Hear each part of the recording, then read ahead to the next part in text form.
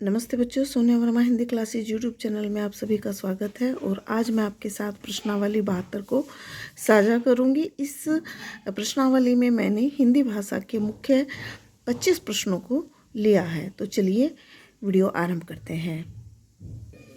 आज की प्रश्नावली 16 प्रश्न से मैं आरंभ कर रही हूँ और इसकी जो पहला प्रश्न है वह है मानक हिंदी के अंतर्गत कितनी बोलियां आती हैं। तो मानक हिंदी के अंतर्गत केवल खड़ी बोली को मानक हिंदी माना गया है। अगला क्वेश्चन, पश्चिमी हिंदी के अंतर्गत कितनी बोलियां आती हैं। तो पश्चिमी हिंदी के अंतर्गत 5 बोलियां आती हैं। प्रश्न नंबर 18, बिहारी हिंदी के अंतर्गत कौन सी बोली इनमें से नहीं आती। तो 4 बोलियां यहाँ पर दी हुई हैं विकल्प के तौर पर, और इनमें से अवधि ऐसी है जो बिहारी हिंदी के अंतर्गत नहीं आती बल्कि यह पूर्वी हिंदी की बोली है, और बाकी तीनों भोजपुरी, मगही और मैथिली बिहारी हिंदी की बोलियां हैं।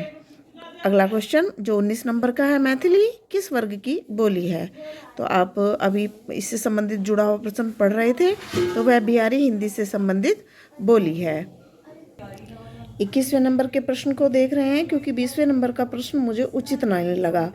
तो यह प्रश्न है, हिंदी के अंतर्गत कुल कितनी बोलियां हैं। तो हिंदी के अंतर्गत कुल 18 बोलियां आती हैं। 22वां प्रश्न, इनमें से कौन सा प्रांत हिंदी क्षेत्र में है।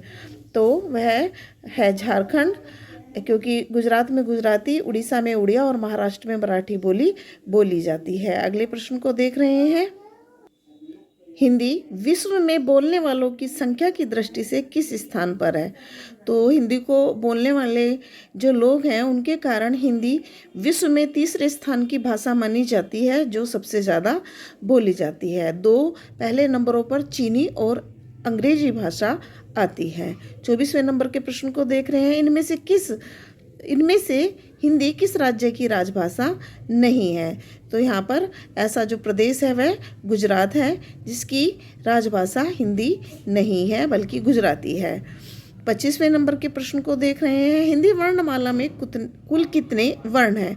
तो हिंदी वर्णमाला में कुल 52 मानक वर्ण माने जाते हैं। अगला क्वेश्चन 26 नंबर का, कौन सा कथन इनमें से सत्य नहीं है। तो थ और थ दंत्य व्यंजन है, हाँ बिल्कुल। श और श उष्मध्वनियाँ हैं, हाँ। प और फ ओष्ठ्य व्यंजन है, बिल्कुल।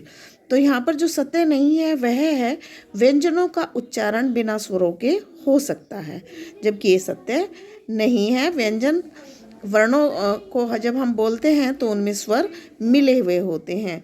मैंने कहा था ना कि उच्चारण तालिका को यदि आप सीख लेंगे तो इन प्रश्नों का उत्तर देने में आपको आसानी होगी। 27वें नंबर के प्रश्न को देख रहे हैं, इनमें से सर्वाधिक वैज्ञानिक लिपि कौन सी मानी जाती है। तो देवनागरी लिपि विश्व की सबसे वैज्ञानिक और प्रमाणिक लिपि है।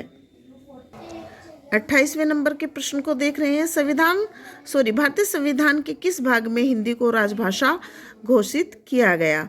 तो भाग 17 में हिंदी को भारतीय संविधान के अंतर्गत राजभाषा घोषित किया गया। 29वें नंबर के प्रश्न को देख रहे हैं, इनमें से कौन सी ध्वनि अंतस्थ ध्वनि नहीं है। तो आंसर होगा ब, क्योंकि अंतस्थ ध्वनि होती है य, र, ल और व। अगला क्वेश्चन, इनमें से ऊष्म ध्वनि कौन सी है। अब यहाँ पर कौन सी है ये पूछा जा रहा है। तो यहाँ पर श जो है वह वर्णों में ऊष्म ध्वनि है। 31वें नंबर के प्रश्न को देख रहे हैं, इनमें से कौन सा वर्ण संयुक्त व्यंजन नहीं है। तो ए, बी और डी तीनों संयुक्त व्यंजन है, किंतु जो सी है वह री है, और री संयुक्त व्यंजन नहीं है। 32वें नंबर के प्रश्न को देख रहे हैं, री को वर्णमाला में क्या माना गया है। तो री स्वर है। अगला क्वेश्चन देख रहे हैं, देवनागरी लिपि का विकास किस लिपि से हुआ। तो देवनागरी लिपि का जो विकास है वह ब्राह्मी लिपि से हुआ है, और प्राचीन भारत में 3 लिपियों को महत्व मिला है, उनमें है खरोष्ठी, ब्राह्मी और देवनागरी। अगला 34वें नंबर के प्रश्न को देख रहे हैं, राष्ट्रभाषा हिंदी के संदर्भ में कौन सा कथन उचित है। ए, वह संविधान द्वारा राष्ट्रभाषा घोषित की गई, नहीं ये गलत है, वह राजभाषा है, राष्ट्रभाषा नहीं है। बी, वह समग्र भारत में बोली जाती है, नहीं। सी, वह भारत के बहुसंख्यक लोगों की भाषा है। यही विकल्प इस क्वेश्चन का उत्तर होगा। 35वें नंबर के प्रश्न को देख रहे हैं। इनमें से कौन सी बोली पहाड़ी वर्ग की नहीं है? तो कोंकणी पहाड़ी वर्ग की बोली नहीं है। पहाड़ी वर्ग की बोली में कुमाऊनी, गढ़वाली और नेपाली आती है। 36वें क्वेश्चन को देख रहे हैं। हिंदी के अंतर्गत कितने उपभाषा वर्ग हैं? तो वह 5 हैं, यानी कि उसमें पूर्वी हिंदी, पश्चिमी हिंदी, बिहारी हिंदी, राजस्थानी हिंदी और पहाड़ी हिंदी, ये 5 वर्ग आते हैं। 37वें नंबर के प्रश्न को देख रहे हैं। इनमें से किस वर्ग में द ध्वनि आएगी? तो दंत्य, यानी कि आप जब द बोलेंगे तो उसमें दंत्य ध्वनि आती है। 38वें नंबर के प्रश्न को देख रहे हैं। इनमें से कौन सी ध्वनि मूर्धन्य नहीं है? तो इसका आंसर होगा ढ। 39वें नंबर के क्वेश्चन को देखिए। मेवाती किस वर्ग की बोली है? तो वह राजस्थानी हिंदी की बोली है। हरियाणवी बोली का क्षेत्र क्या है? तो हरियाणा और दिल्ली का कुछ हिस्सा हरियाणवी बोली का क्षेत्र है।